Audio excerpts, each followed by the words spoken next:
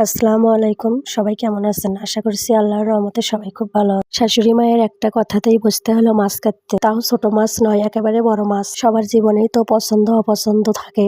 তবে আমার জীবনের সবচেয়ে অপছন্দের কাজ হলো মাছ কাটা। এই মাছ না কাটার জন্য আমাকে কত কথাই না হজম করতে হয়। মাছ কাটতে পারি না বিষয়টা এমন নয়, কিন্তু ইচ্ছে করে না কাটতে। মনে হয়েছে আজকেও। এই মাছটা পুকুর থেকে তোলার পর আমার শাশুড়ি মা আমার মেয়েদেরকে শুনিয়ে শুনিয়ে বলছে, তোর মা তো এত বড় মাছ জীবনেও কাটতে পারবে না।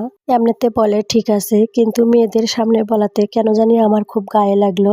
তাই তো বসে পড়লাম মাছ কাটতে। কিন্তু মাছ কাটতে বসে একটা কথাই ভাবছি, আমার শাশুড়ি মা আমাকে দিয়ে কি কৌশলে মাছটা কাটিয়ে নিলেন। তবে সে যাই হোক, আমি কিন্তু সুন্দরভাবে মাছটা কেটেছি। আমার মাছ কাটা দেখে মনে হচ্ছে না যে আমি মাছ কাটা অপছন্দ করি।